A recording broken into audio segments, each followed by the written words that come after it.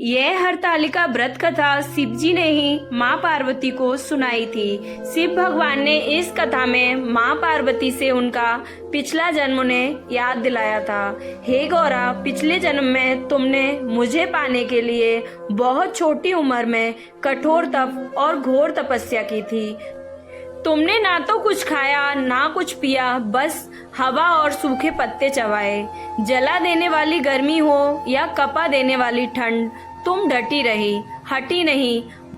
बारिश में भी तुमने जल नहीं पिया। तुम्हें इस हालत में देखकर तुम्हारे पिता बहुत दुखी हुए। उनको दुखी देखकर नारद मुनि आए और कहा कि मैं भगवान विष्णु के भेजने पर यहाँ आया हूँ।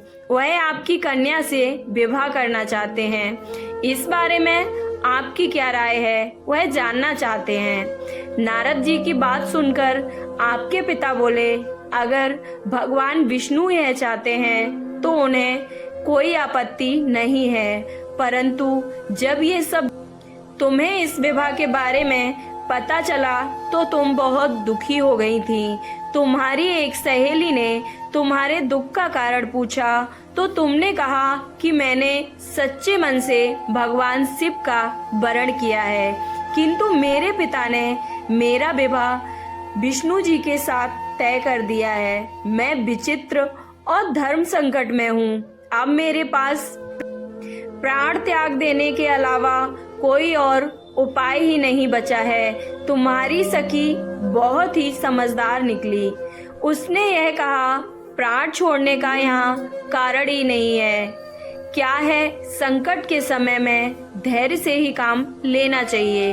भारतीय नारी के जीवन की सार्थकता इसी में है कि जिसे वह मन से पति रूप में एक बार वरण कर लिया तो बस जीवन पर्यंत उसी से निर्वाह करेगी।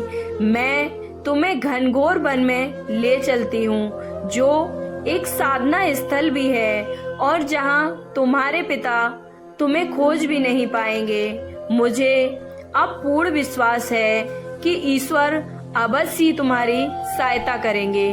तुमने ऐसा ही किया। तुम्हारे पिता तुम्हें घर में न पाकर बड़े ही चिंतित हुए और वो बहुत ही दुखी हो गए और इधर उधर तुम्हारी खोज करते रहे। इधर तुम्हारी खोज होती रही और उधर तुम्हारी सहेली के साथ तुम नदी के तट पर एक गुफा में मेरी आराधना में लीन रहने लगी। तुमने रेत के एक शिवलिंग का निर्माण किया।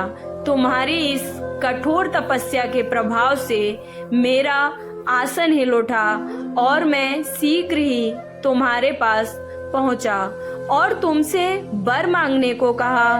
तब अपनी तपस्या के फलीभूत मुझे अपने समक्ष पाकर तुमने कहा, मैं आपको सच्चे मन से पति के रूप में वरण कर चुकी हूँ। यदि आप सचमुच मेरी तपस्या से प्रसन्न होकर मुझे वर देने पधारे हैं तो कृपया करके मुझे अपनी अर्धांगिनी के रूप में स्वीकार कर लीजिए।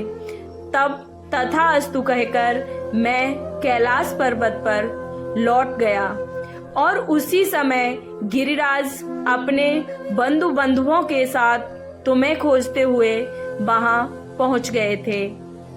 और जब तुमने यह सारा वृतांत बताया और कहा कि मैं घर तभी जाऊंगी अगर आप महादेव से मेरा विवाह करेंगे, तुम्हारे पिता मान गए और उन्होंने हमारा विवाह करवाया।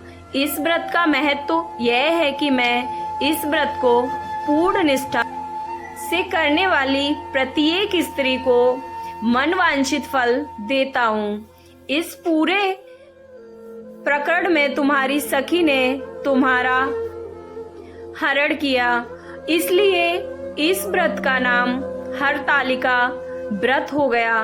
और इस व्रत से जुड़ी एक और मान्यता यह है कि इस व्रत को करने वाली हर स्त्री को पार्वती जी के समान ही सुखपूर्वक पति रमण करके शिवलोक को जाती हैं। सौभाग्यवती स्त्रियां अपने सुहाग को अखंड बनाए रखने और अविवाहित युवतियां इस व्रत के प्रभाव से अपने मन मुताबिक वर पाने के लिए हरितालिका तीज का व्रत करती हैं। इस दिन व्रत करने वाली स्त्रियां सूर्य उदय से पूर्व ही उठ जाती हैं और नहाकर पूरा श्रृंगार करती हैं। पूजन के लिए केले के पत्ते से मंडप बनाकर गौरी शंकर की प्रतिमा स्थापित की जाती है और इसके साथ पार्वती जी को सुहाग का सारा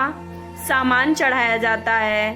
वो सभी स्त्रियां रात में भजन कीर्तन करते हुए जागरण करके 3 बार आरती की जाती है और शिव पार्वती विवाह की कथा सुनी जाती है। इस व्रत के व्रती को शयन का निषेध है। इसके लिए उसे रात्रि में भजन कीर्तन के साथ रात्रि जागरण भी करना होता है और प्रातःकाल स्नान करने के पश्चात श्रद्धा एवं भक्ति पूर्वक किसी सुपात्र सुहागिन महिला को श्रृंगार की सामग्री, वस्त्र, खाद्य सामग्री, फल, मिष्टान एवं यथाशक्ति आभूषण का दान करना चाहिए। और रेत के शिवलिंग बनाए हैं तो उनका जलाशय में विसर्जन किया जाता है और खीरा खाकर इस व्रत को संपन्न किया जाता है।